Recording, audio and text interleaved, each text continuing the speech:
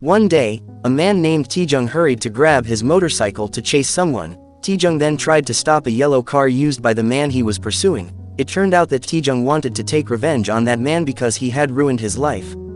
The story then moves backward to show Taejung's life when he was still living normally. At that time, Taejung worked as a food delivery courier. One day, a woman deliberately damaged the food that was supposed to be delivered by Taejung's co-worker. Unwilling to stay silent, Taejung chased the culprit who escaped using her boyfriend's sports car. With his excellent riding skills, Taejung managed to stop the car carrying the culprit. Due to Taejung's demands, the culprit's boyfriend agreed to pay compensation for the damaged food.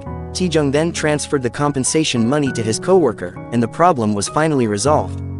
After that, Taejung met his younger sibling named Taejin. It turned out that Taejung had been working hard to support Taejin because their mother had passed away.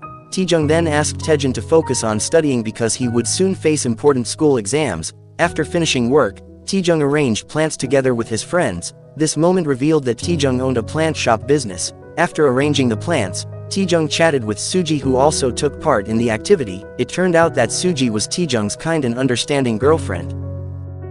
Day by day continued until Taejung took some time to eat during his working hours. Taejung then accidentally found a ringing phone near his location. When he answered the call, Taejung spoke with a woman named Naeong. It turned out that Naeong was looking for her lost phone, and the phone had now been found by Taejung. At first, Taejung refused to deliver Naeong's phone because he was busy. However, after Naeong promised a fairly high payment, Taejung eventually changed his mind.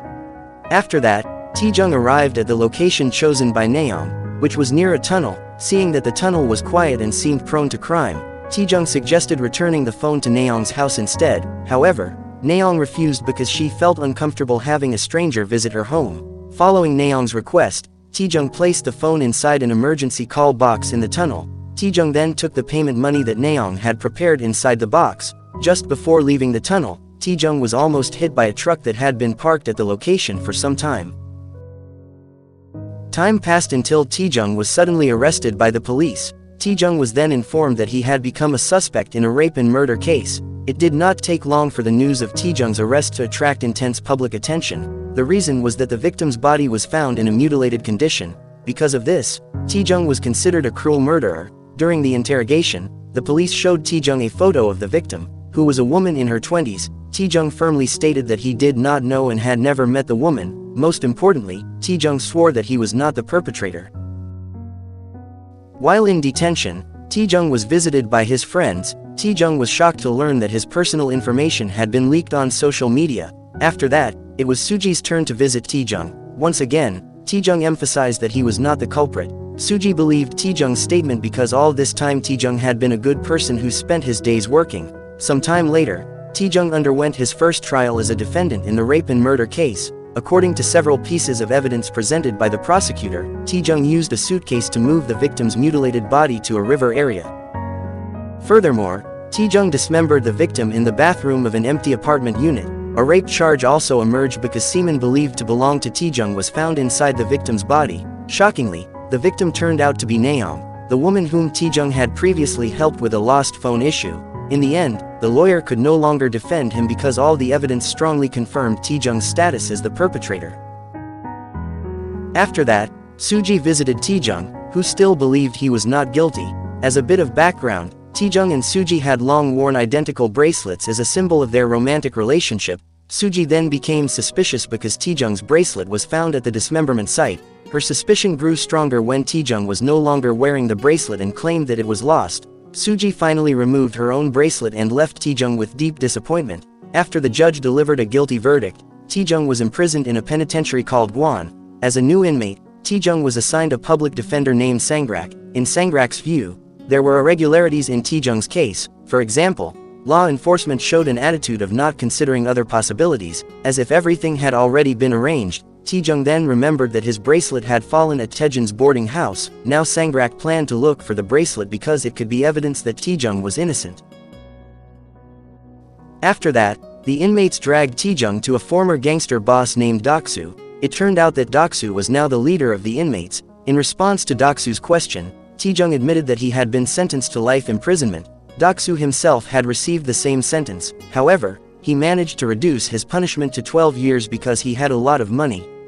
Time continued to pass until Sangrak informed Taejong that Taejin had died by hanging himself. Sangrak learned this when he visited Taejin's boarding house to search for Taejong's bracelet. After that, Taejong attempted to end his life due to depression caused by Taejin's death and the routine torture by Doksu's gang. However, the officers managed to save Taejong, and it was recorded that he had attempted suicide 3 times in the same month. On Easter Day, the inmates visited the prison church and received a piece of cake. Taejong then became acquainted with an altar server named No. It turned out that No was an inmate who had long been held at Gwon prison. After receiving advice from No, Taejong diligently exercised and trained in martial arts. From there, Taejong gradually transformed into someone physically and mentally strong, allowing him to withstand the abuse from Doksu's gang. 5 years later, Taejong obtained a job as a plant caretaker in the prison. He then gave tips to a guard named Huan so that Huan could find a way to solve his plant problems. After that, Taejong accompanied No's departure as No was about to be released because his sentence had ended. At No's request, Taejong switched roles to become an altar server. Then one day, Taejong accompanied an inmate who was about to make a confession. When the time came, the inmate, whom we will call Baejin, shared his situation. It turned out that Baejin experienced the exact same condition as Taejong, namely helping to return a lost phone to a woman before eventually being imprisoned after being convicted of killing that woman. Furthermore, Baejin was also assisted by Sangrak. Now, if previously Sangrak told Taejong that Taejin had committed suicide, this time Sangrak told Baejin that his mother had done the same. However, Baejin did not believe it because he was sure his mother was not the type of person who would commit suicide under extreme stress. Baejin then revealed that Sangrak's name was not listed among public defenders. Because of this irregularity, Sangrak was believed to be involved in framing Taejong and Baejin so that it appeared as if they had committed murder. The next day, Taejong was shocked when Baejin was found dead by suicide. According to the examination results, Baejin had stuffed his mouth with pages of the Bible given by Taejong, causing him to suffocate and stop breathing. After that, Taejong was visited again by Sangrak. Remembering Baejin's confession, Taejong grew suspicious of Sangrak. At the peak of his suspicion, Taejong attacked Sangrak because he believed that his younger sibling had been killed by the lawyer. Without the guard's knowledge, Sangrak claimed that he had indeed killed Taejin. However, Sangrak believed that Taejong would never be able to prove it, because as a prisoner, it was impossible for Taejong to conduct an investigation. Meanwhile, a wealthy man named Myungo took part in an auction. It was known that the item being auctioned was a statue created by the genius artist Arlili, which had an extremely high value. During a break in the auction, Myungo contacted a statue collector named Johan. According to their agreement, Johan guaranteed that Myungho's child would be safe as long as Myungo delivered the Arlili statue to Johan.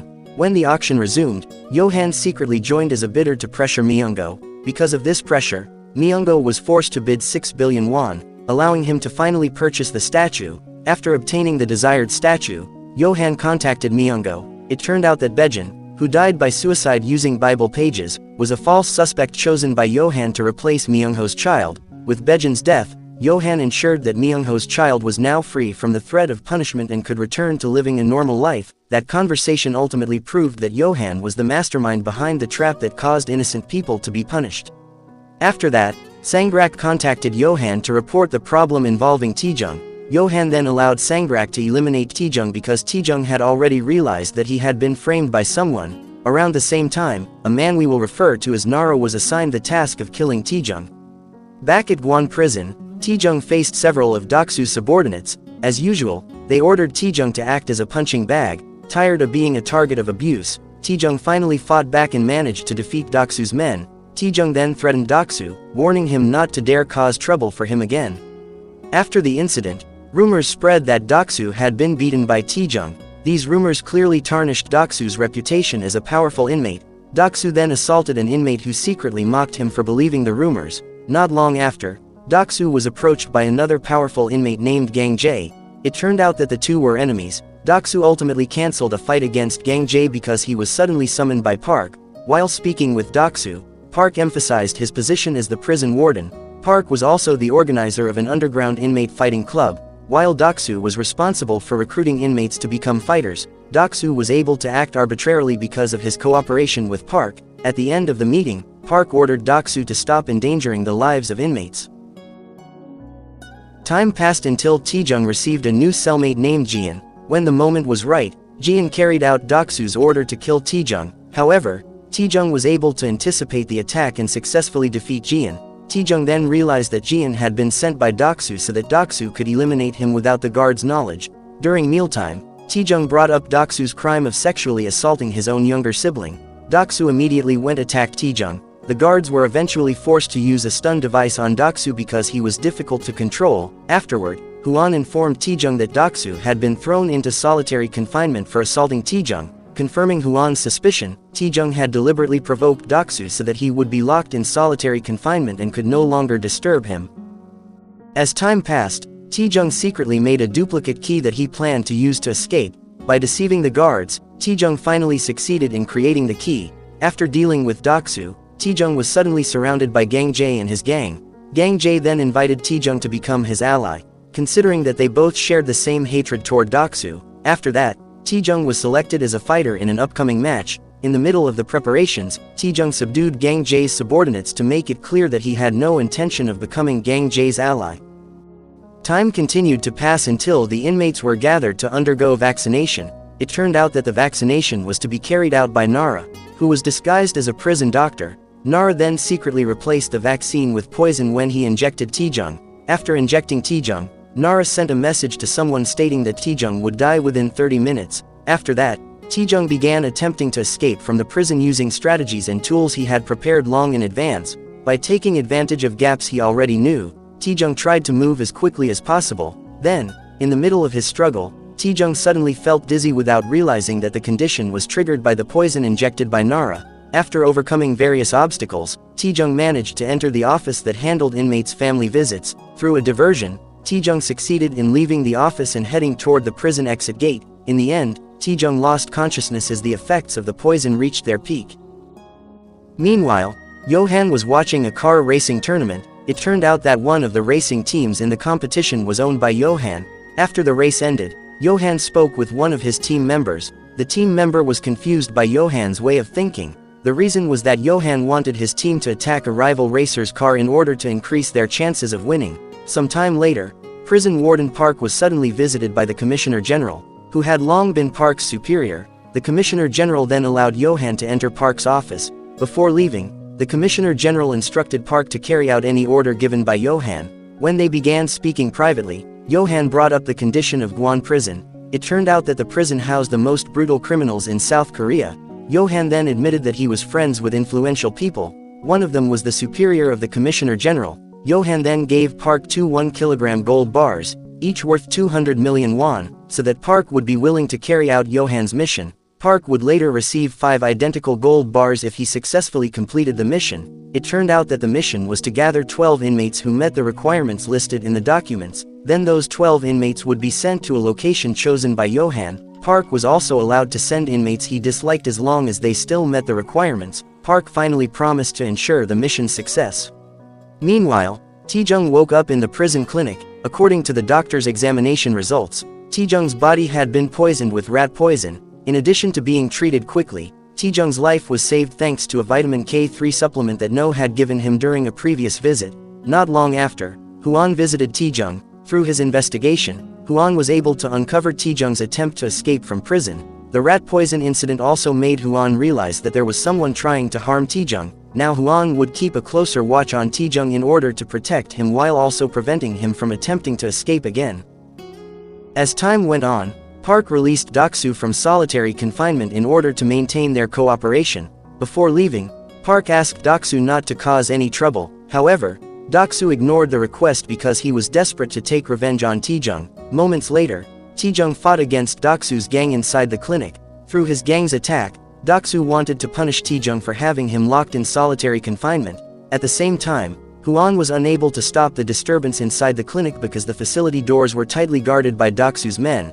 After defeating all his opponents, Taejong became involved in a deadly duel with Doksu. As Doksu continued to resist, Taejong ultimately used Doksu's sharp weapon to slash his ear. This incident was discovered by Hwan and the emergency response team who had just arrived at the scene and managed to restore order. As a result of his actions against Doksu, Taejong was thrown into solitary confinement. After that, 12 inmates including Taejong were forcibly sent to a place owned by Johan with their heads covered. The next day, Johan welcomed them all and promised them a reward. 5 years earlier, there was a man named Kyung who killed his friend while under the influence of drugs. It turned out that Kyung's friend was Naeong, the woman who was said to be Taejung's murder victim. Kyung then reported the matter to his father in hopes of escaping legal consequences. Meanwhile, through his company, Johan succeeded in winning a data center construction project. Johan then discovered several officials who criticized his company's victory. The reason was that Johan's company had won the project without following proper procedures. Johan then threatened to expose the officials' personal information if they dared to interfere with his company. In fact, Johan's company operated in the data security sector. It was possible that Johan possessed sensitive data that he could use to control or destroy his opponents. After that, Nara carried out Johan's order to cut off the index finger of an official who dared to criticize Johan. Johan then attached that index finger to part of his statue collection. In Johan's eyes, the severed human finger was the final piece that perfected his statue. Time continued to pass until Johan was contacted by a council member named Baek, who was Kyung's father, the real murderer of Naeong. Baek eventually hired Johan's security services so that Kyung could avoid legal punishment. In return, Baek was required to purchase a high-value artwork for Johan. After that, Johan entered his special room which he usually used to handle client matters. Through special cameras installed by his team, Johan was able to examine crime scenes without having to visit them directly. Johan then hacked city surveillance cameras to search for a suitable false suspect to replace Kyung. Johan ultimately chose Taejung because he spent the entire day delivering orders around Naeong's residence. As the next step, Johan monitored Taejung through both his team and CCTV footage. After fully understanding Taejung's activities and personal life, Johan and his team fabricated evidence to frame Taejung as the perpetrator. Johan paid close attention to every small detail so that it appeared Taejung had truly raped and murdered Naeong. Under Johan's orders, Nara killed Taejun and secured Taejung's bracelet that had fallen at Taejun's boarding house. It also appears that Nara took Taejung's semen from a discarded contraceptive device and then injected the fluid into Naeong's body. This was Johan's advanced manipulation technique to make Taejung replace Kyung as Naeong's killer. Back to the present time, we are shown what happened before the group of inmates was welcomed by Johan.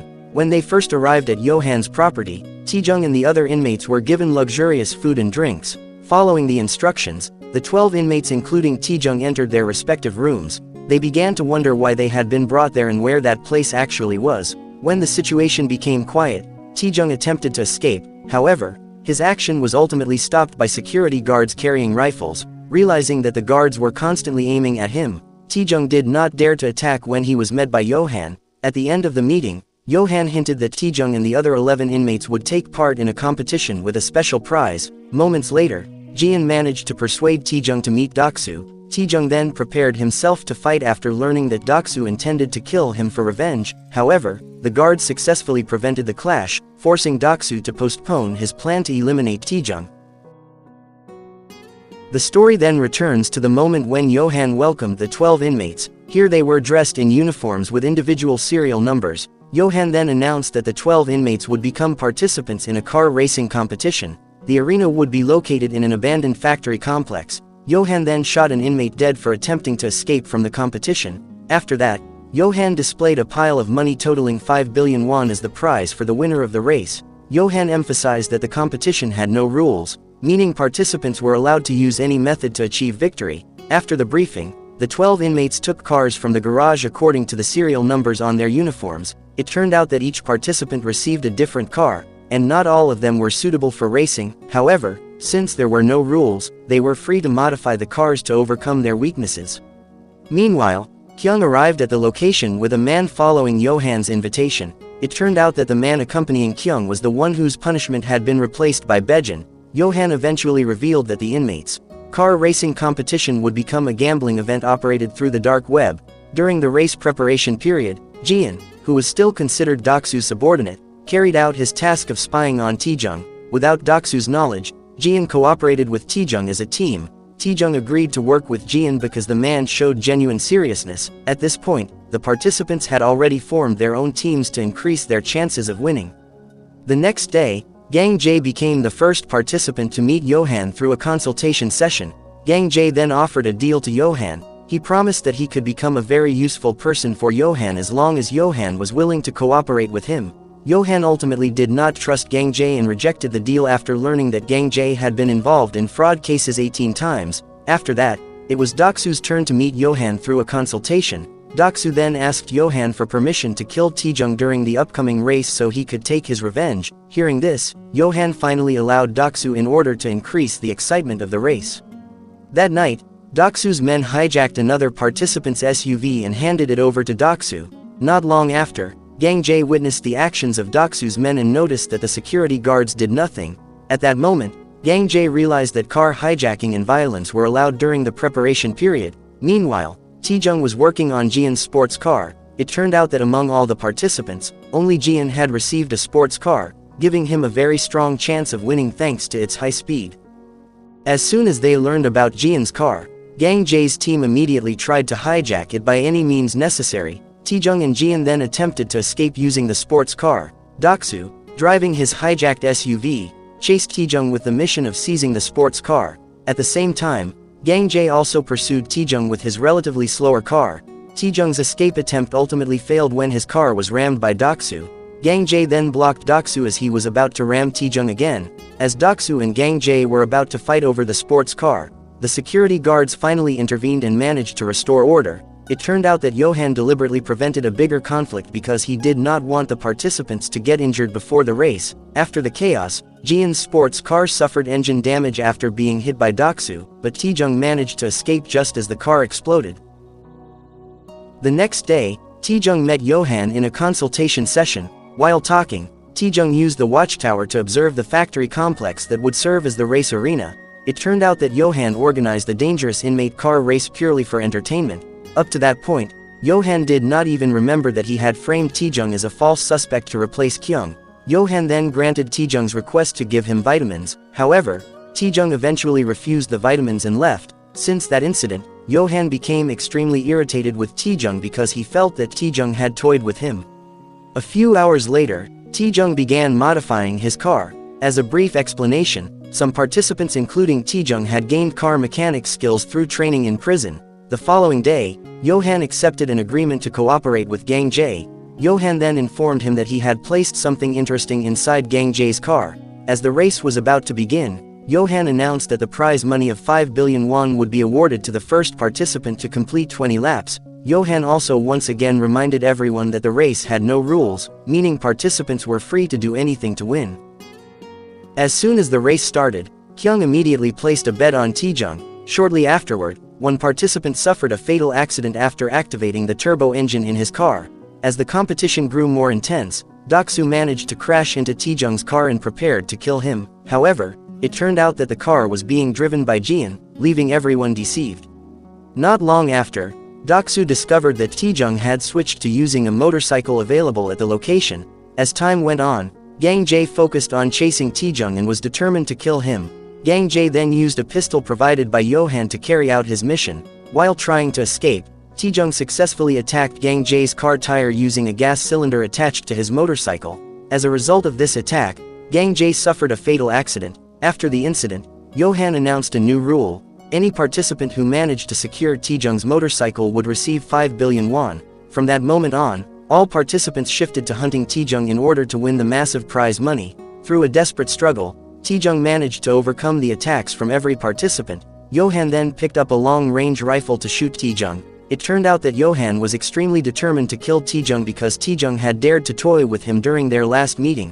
While trying to avoid Johan's shots, Taejong activated the gas cylinder to trigger an explosion. As Johan's attention was diverted by the explosion, Taejong took his intended route to escape the factory complex. Johan eventually fired shots toward Taejong as he continued his escape. Despite being hit by gunfire, Taejong managed to get away.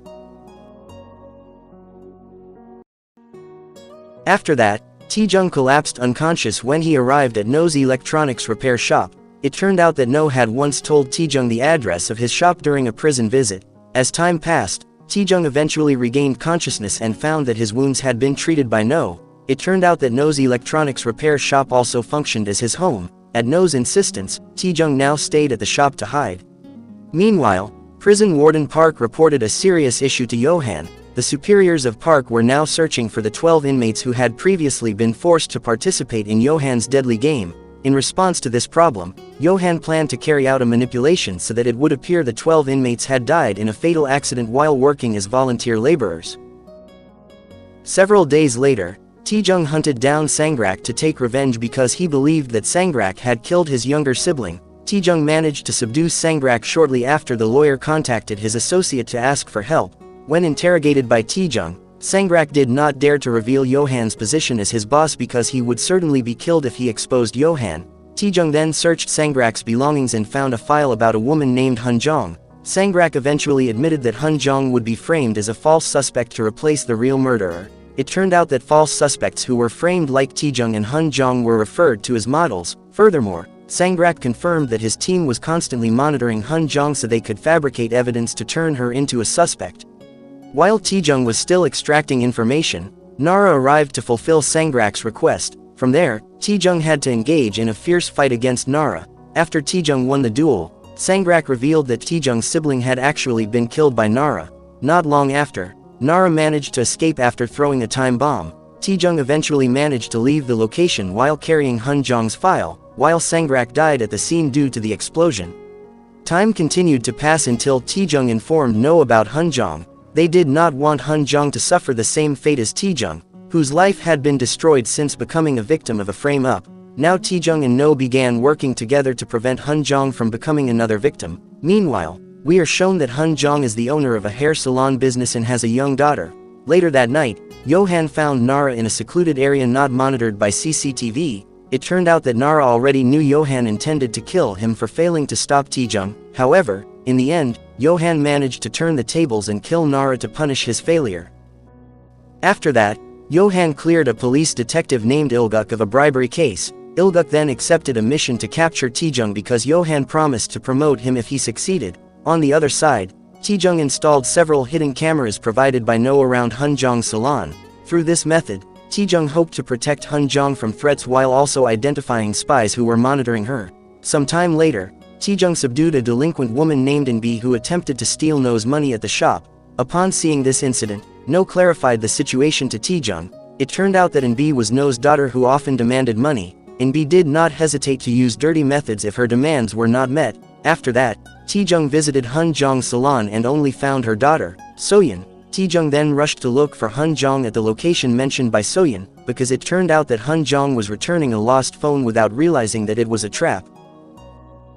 At the same time, Ilguk and guard Huan visited No's shop with the mission of searching for Taejong. While conducting the interrogation, Ilguk inspected the shop to look for clues. However, during the process, Ilguk accidentally peeked at Inbi who had just finished changing her clothes. Inbi eventually chased Ilguk and Huan away for behaving improperly. Meanwhile, Hunjong met a woman to return her lost phone. Without Hunjong's knowledge, the woman, whom we will call Ji, was a member of the team that fabricated false evidence. Not long after, Taejong arrived and managed to snatch the phone that was about to be returned to Ji. Taejong was then able to confirm that the phone was part of a trap to frame Hunjong as a false suspect, also known as a model. Through the trapped phone, Taejong managed to contact Ji. In order to get the phone back, Ji agreed to pay a large ransom demanded by Taejong. As agreed, Ji sent the ransom money through a courier arranged by Taejong. Ji then retrieved the trapped phone at a location chosen by Taejong. Shortly after that, the head of the false evidence fabrication team, a man named Wu, was speaking with Johan. Wu admitted that the phone intended to frame Hunjong had been stolen. However, Wu claimed that he had managed to recover the phone by paying ransom to the culprit. Even so, Johan considered Wu's action a major mistake. On Johan's orders, a woman named Chungri eventually killed Wu as punishment. Meanwhile, Taejong continued to follow Ji until she entered a factory managed by Wu. Taejong then subdued a guard and took his uniform to disguise himself. After that, Taejong secretly recorded the activities of the workers as they fabricated false evidence. It turned out that the fake evidence was created using discarded personal items belonging to the model. In this case Hunjong. Moments later, No contacted Taejong to report that there would be an attack on Hunjong's salon. After communicating with No, Taejong was suspected by the workers because employees were not supposed to use mobile phones while working. Once his disguise was exposed, Taejong was forced to fight them. After successfully escaping, Taejong immediately rushed to Hunjong's salon to save her. Taejong managed to divert Chungri's attention just as she was about to kill Hunjong. When she heard police sirens approaching from a distance, Chungri immediately fled. It turned out that the police were heading to Hunjong's salon to follow up on a report made by No.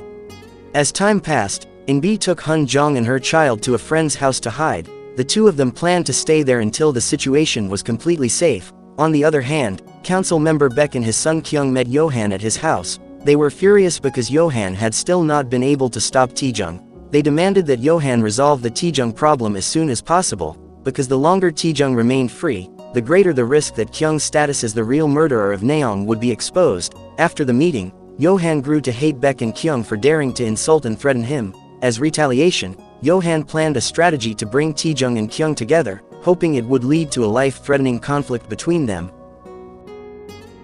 The next day, Taejung and No watched the news about the murder of an award-winning pianist. Based on information from the trap phone, Taejung was able to confirm that Han Jong would be framed as a fake suspect in the pianist's murder case. That night, Taejung went to the factory to look for Ji. However, Ji and the staff there had already been killed. At the same location, Nara's severed head was also found. It seemed that Johan had killed everyone in the factory because Taejung had discovered the secret place. While examining the scene, Taejung found an envelope filled with money that was meant as payment for his actions. Moreover, Taejung received a message stating that Kyung was the real murderer of Naeong. The sender of the message promised to provide clues so Taejung could find Kyung.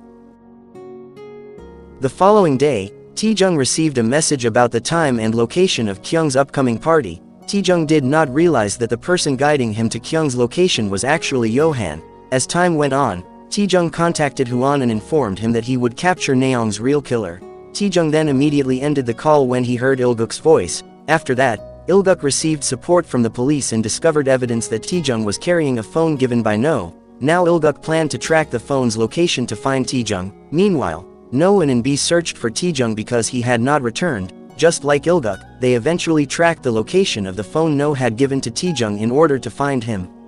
At the same time, a gangster boss we will call Sukong was torturing his subordinate for making a serious mistake. Not long after, Kyung met Sukong, who had long been his close friend. With Sukong's help, Kyung was able to hold the party whose time and location were already known by Taejung.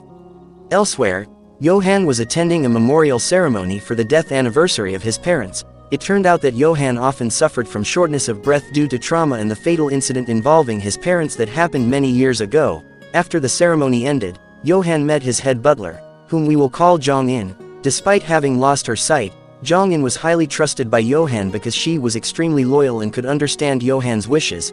After that, Chungri secretly killed members of Johan's important family on Jong-in's orders. After disabling Johan's aunt, Chungri assisted Jong-in so she could easily kill her.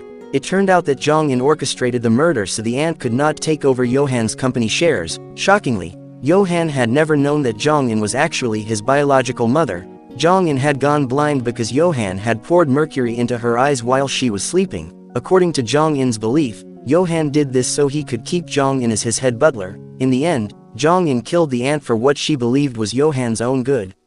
That night, Taejung approached Kyung on the ship where the party was being held. Taejung tried to provoke Kyung into making a confession while secretly recording him so he could obtain proof that Kyung was Naeong's real killer. Unfortunately, Taejung's plan failed. Shortly after, Sukong ordered his men to stop Taejung so Kyung could continue partying. Although Taejung managed to defeat them, he was eventually overpowered by Sukong. Taejung then woke up inside the ship, bound with duct tape. After that, Kyung contacted Johan to inform him that he had successfully captured Taejung. Kyung then began to wonder how Taejung had managed to find his location. At Kyung's request, Johan agreed to return the money that had been used to hire him to frame Taejung. A few minutes later, Huan's team arrived at the party location to look for Taejung. As soon as Kyung learned about the raid, he immediately went to find Taejung, because if Taejung was found by the police, Kyung's status as the real murderer of Naeong could be exposed. At the same time, Taejung managed to escape thanks to help from No, who had already been at the location looking for Taejung. Inbi then successfully subdued Ilguk and Huan when they tried to arrest Taejung. After that, Inbi took them to her friend Hanbyul's house to hide Taejung. The next day, Taejung and No talked about Kyung. Here, Taejung believed that he had become a suspect in Naeong's murder case because Kyung had framed him. Taejung eventually agreed to Kyung's request to meet in the near future. Meanwhile, Johan met Kyung's mother at a luxury restaurant. Johan then admitted that he was Kyung's friend. Not long after, Beck arrived to celebrate his wedding anniversary with Kyung's mother. When Kyung's mother went to the restroom, Johan and Beck immediately spoke in a tense atmosphere. In a threatening tone, Johan emphasized that he could find Beck anytime he wanted. Even though Beck had once acted harshly, Johan still offered help to protect Kyung from Taejung. However, Beck firmly refused and warned Johan not to do anything reckless. That night, Johan faced a group of intruders who tried to kill him. With his swordsmanship skills, Johan managed to kill them all in a short time. Johan then concluded that Beck had sent the intruders as a warning so that Johan would not dare to terrorize Beck's family. On the other hand, No shared his dark secret while talking with Tjung. While drunk, No had a fierce argument with his wife, who was also Inbi's mother. No then unknowingly caused a fire in the house that ended up killing his wife. This incident was what sent No to prison after he was convicted of killing his own wife. Since then, Inbi had hated No, and they lived separately for 10 years. However, their relationship began to improve after they worked together to help Tjung. The next day, Tjung used the warehouse at Hanbyol's house to prepare an explosive triggering device. It turned out that Tjung planned to bring this device as a weapon when he later met Kyung. Not long after, Inbi showed her concern by asking Tjung to eat right away. Seeing this, Hanbyol began to wonder whether Inbi liked Tjung. A few minutes later, Inbi went shopping at a nearby convenience store and accidentally met Ilguk. It turned out that Ilguk had brought a police team on standby around Hanbyol's house to search for Tjung. After tricking Ilguk so she would not be arrested, Inbi immediately rushed to Hanbyol's house to warn Tjung. Inbi had actually already called No's phone to give a warning, but No did not answer because his phone was not ringing. Upon arriving, Inbi escaped together with No. While Tjung fled on his motorcycle, they both agreed not to reveal Tjung's location, forcing Ilguk to look for another way. No then emphasized to Huan that Tjung was actually a victim of a setup. After that, No and Inbi returned to Hanbyol's house. They then met Johan without knowing who he really was. Meanwhile, Johan had already attacked Hanbyol because she refused to reveal Tjung's location. Johan eventually subdued No and Inbi because they would not disclose Tjung's whereabouts. With his advanced surveillance equipment, Johan had already known that No and Inbi had been helping Tjung all this time. That night, Tjung arrived at the meeting location with Kyung. In order to clear up Tjung's misunderstanding, Kyung explained that the person who had actually framed Tjung was Johan, while Kyung was merely a client who had hired Johan's services so that his punishment could be transferred to someone else. Regardless of the reason, Tjung continued to pursue Kyung because he was still one of the causes behind the destruction of Tjung's life. After ordering Kyung to leave, Sukong and his gang began trying to subdue Tjung. When he failed to stop Kyung from escaping, Tjung used his motorcycle to chase him. At the same time, Sukong and his gang chased Tjung with the mission of killing him as revenge. Tjung was then hit by an attack that sent him crashing into Sukong's gang's car. Even though he was cornered, Tjung eventually managed to kill Sukong and eliminate his men. Tjung then took over Sukong's car so he could continue chasing Kyung. In the middle of the gunfight, Tjung executed a trick that successfully stopped Kyung's car. While still attacking Kyung, Tjung was forced to flee because a truck was speeding toward him from the opposite direction. The truck then crashed into Kyung's car, while Tjung got into an accident as he tried to avoid it. Once he was able to get back on his feet, Tjung approached Kyung, who was in critical condition. Kyung then refused to admit his status as Naeong's real murderer. After Kyung lost consciousness, Tjung answered a call from Johan on Kyung's phone. Johan then offered 5 billion won as a reward for Tjung's hard struggle so far. Johan also offered to restore Tjung's reputation so that he would no longer be regarded as Naeong's murderer in the future. Moreover, Johan emphasized that he had killed Nara, meaning Tjung should finally be able to get justice for his younger sibling's death at Nara's hands. Despite how tempting Johan's offer was, Tjung rejected it without hesitation. His reason was that Tjung was now determined to take revenge on Johan for setting a trap that had destroyed his life.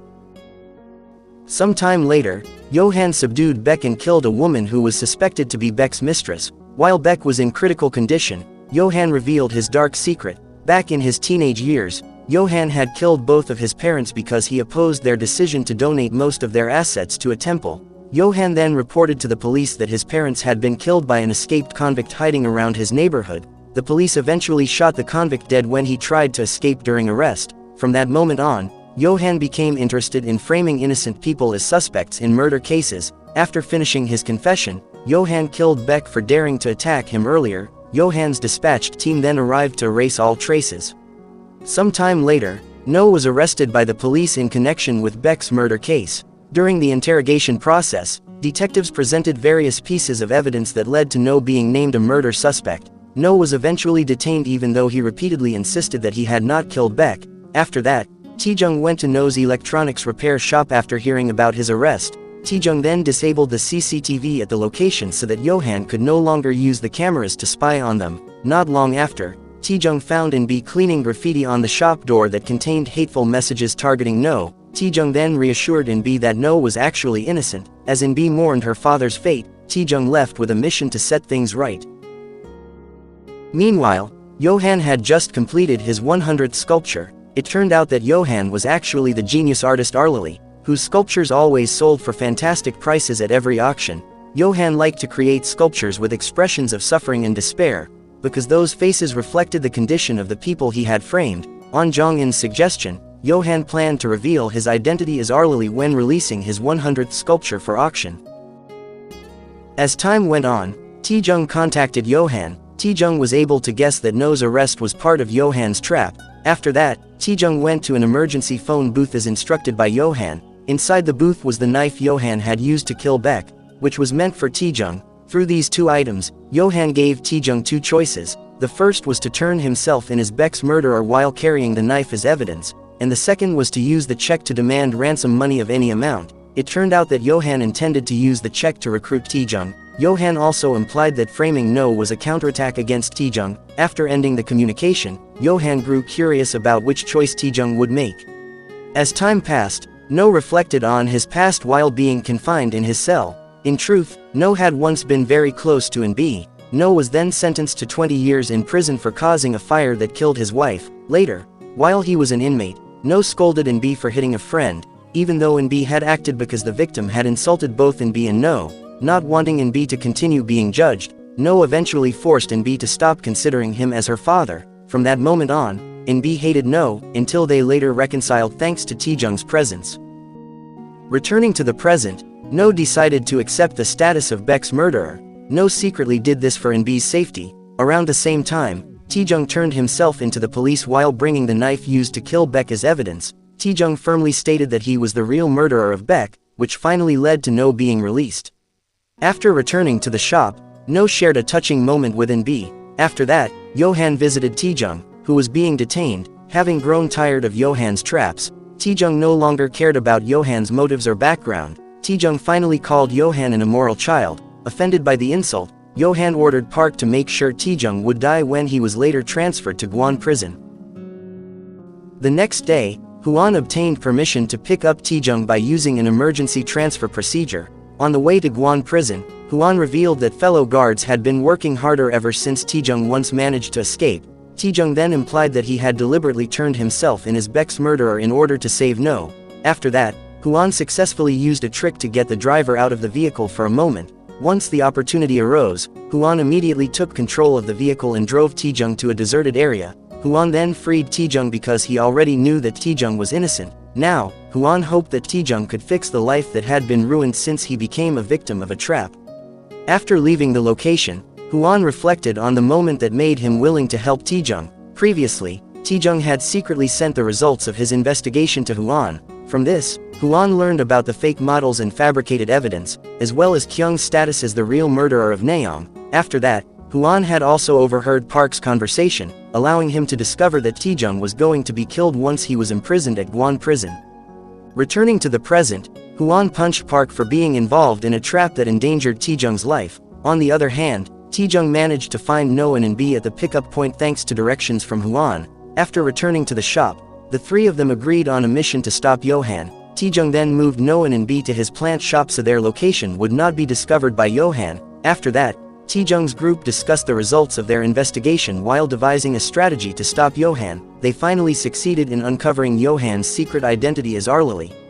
Meanwhile, Johan attended a special exhibition aimed at showcasing Arlili's 100th sculpture before it was auctioned on the same day. In the end, Arlili's latest sculpture was sold for 10 billion won. The host then announced that the buyer of the 100th sculpture was an auction participant located in a private room. Johan postponed his plan to reveal his identity as Arlili because he wanted to immediately find out who the buyer was. Upon arriving at the private room, Johan discovered that the buyer was Kyung, who was actually still alive and undergoing treatment. Based on Kyung's report, the police arrested Johan on suspicion of murder, criminal conspiracy, and destruction of evidence. It turned out that before attending the special exhibition, Kyung had cooperated with Taejong. Kyung made this decision so he could take revenge on Johan for killing Beck, his father.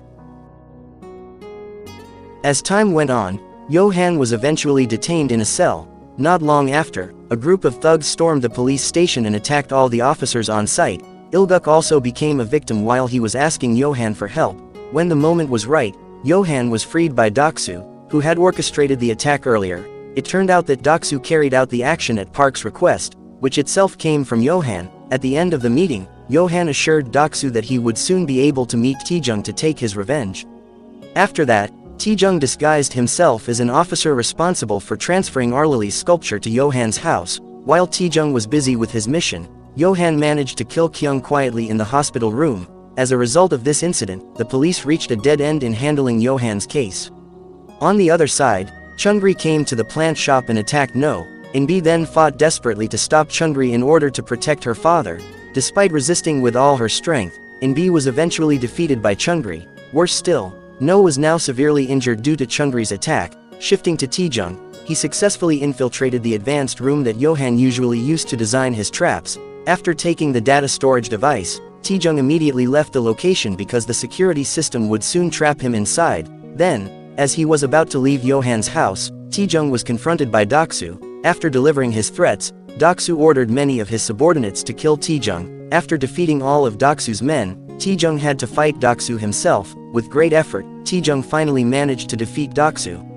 Not long after, Taejung had to face Johan. It turned out that Johan had already known about Taejung's arrival at his house, so he immediately rushed home after killing Kyung. Johan then showed his sword, which contained a flash drive holding data of Johan's crimes. Furthermore, Johan confirmed that the data storage device taken from his advanced room would automatically erase its data as soon as it was accessed. This meant that Taejung's attempt to steal the device ended in failure. As Taejung prepared to fight Johan, Chungri arrived while holding Inbi hostage. Johan then promised to let Inbi live on the condition that Taejung kill Doksu. After Taejung refused, Johan killed Doksu and slashed Taejung's leg. Now Johan was determined to kill Taejung and planned to frame Inbi as Taejung's murderer. After saving Inbi, Taejung fought against Chungri and Johan at the same time. Despite being seriously injured, Taejung eventually managed to defeat Chungri. Taejung and Johan then fought with everything they had inside the advanced room. Johan tried to break Taejung's spirit by playing a video of Taejung's younger sibling being killed by Nara. However, the video instead ignited Taejung's determination, allowing him to finally subdue Johan. Taejung then chose to let Johan live so he could suffer the consequences of his crimes. Taejung finally left and took the flash drive from the sword, which contained evidence of Johan's crimes. 1 week later, the media reported that Johan had died in a fire at his house. Thanks to the flash drive handed over by Taejung, the police successfully exposed Johan's crimes as a master manipulator who engineered cases for wealthy clients. This news was watched by Inbi and No, whose conditions were gradually improving. Meanwhile, the court declared that Taejung was not guilty in Naeong's murder case, allowing his reputation to be fully restored. After that, Taejung visited his mother's and siblings' graves to show that he was finally doing well. 6 months later, Taejung was able to return to his normal daily life. He interacted warmly with Inbi and Huan. Time continued to pass until Taejung was running his own outdoor cafe surrounded by ornamental plants. It turned out that Inbi and No were now working at the cafe. As Taejung enjoyed his peaceful life, a mysterious figure appeared who possessed an advanced room similar to Johan's, and the series finally came to an end. Thank you very much for watching this story summary until the end. If you enjoyed it, please subscribe and activate the notification bell, and see you in the next story summary. Adios.